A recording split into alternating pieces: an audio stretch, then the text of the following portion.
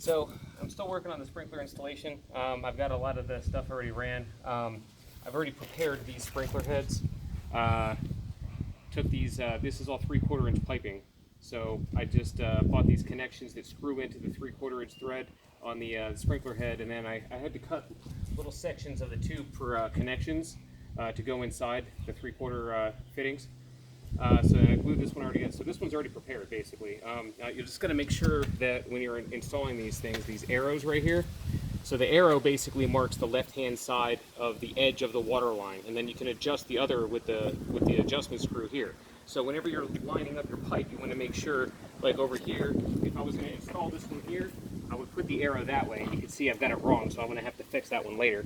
But anyway, so this one's prepared. So what I'm going to do here is I'm just going to show you what the procedure is. Okay. So can you see the arrow right here on the top of the sprinkler head? And then there's an adjustment screw here so you can adjust the right side edge. So like I said, this one's already prepared. This one I'm going to install over there, so I made a little section on there, and I'm using this 3M 150 grit. It's flexible sandpaper. It's really kind of convenient for this because you can just put it in your hand and clean up the edges around the, because sometimes when you make some cuts or whatever, there's like little burrs and stuff on the outside. So, and plus this is really flexible, so you can just stick your finger right inside the tube and get the inside edge as well. I just found that pretty convenient for doing that. And then of course you got your glue here.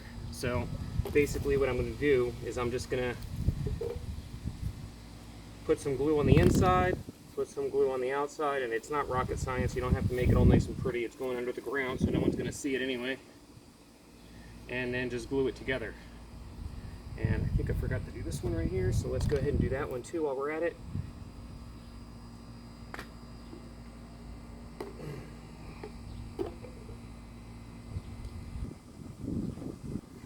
And because this is going to go underneath the ground, I've got the pipe coming this way and a pipe coming that way, and then I'm going to send this one down to the corner over here, so that is going to be a cross for this area.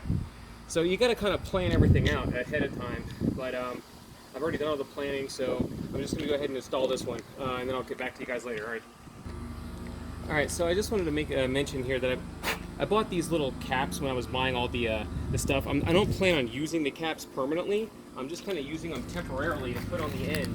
That way no dirt gets in the pipe until I'm ready to hook everything up with the next one. And that's the reason why I'm trying to do all the work over here, so the dirt and stuff doesn't get into the piping, and then because it could possibly cause clogs in the or mess up your sprinkler system. So just a little tip. Okay. Hey guys, all right, so just wanted to show you what I'm doing here. I just got this little cheap miter box for like $9 with a hacksaw, and I'm just cutting the pipe to length here. It's actually better when you're cutting these with a hacksaw to not use a lot of pressure, because sometimes it can bind up, and I just kind of let the weight of the saw do the work, you know what I mean?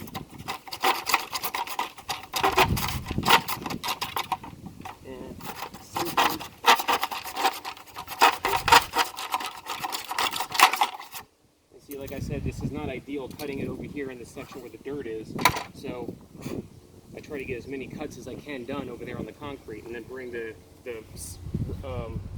pipes and everything already prepared to go over here. Okay. All right, this is one of the last ones I can do right now. I got to go back to the hardware store and get some more supplies in a few minutes, but I got this last sprinkler. This one's got a 90 on it because there's no other connections. It's just basically out there on an island by itself.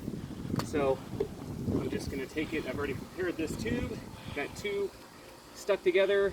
We took a measurement. It was 16 inches, 16 foot 10 inches. So these are 10 foot sections of piping. So I took one 10-foot section and cut one at 6 foot 10 inches, connected them up there, and now I've got the sprinkler down here. So when I lay this in the ground, it should match up with the other end that I have coming up from my cross section that I just did over there a little while ago. So let's see if it fits. Okay, this glue dries really fast, by the way, so there's really no need to worry about letting it set up for very long. By the time you get over to where you're going to put it, it's pretty much done. Do you need the glue? So yeah, I'm going to need the glue, and I'm going to need one more of those couplings. So just a second. So I got my coupling, and again the glue.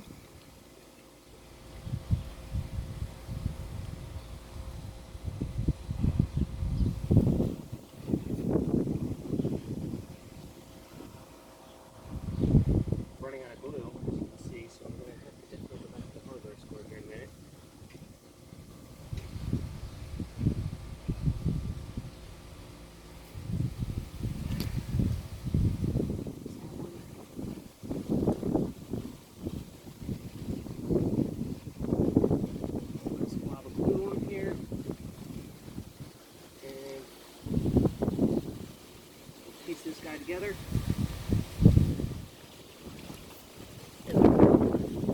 Now, as you can see, I also just kind of pushed some pile of dirt on top of the tubes in some areas just to keep it in place because it's kind of flexible, and I had some S turns and stuff like that to go around the trees. So it seemed to work out pretty good. These are sticking up a little bit higher than I would like, but as we're filling it in with dirt, I'm going to push it down as far as it goes and then fill it in with dirt. But I'm going to leave all of the connections exposed for right now, or as many of them as I can, so I can do a leak check once I get the water hooked up. All right, so we'll be back later. Thanks.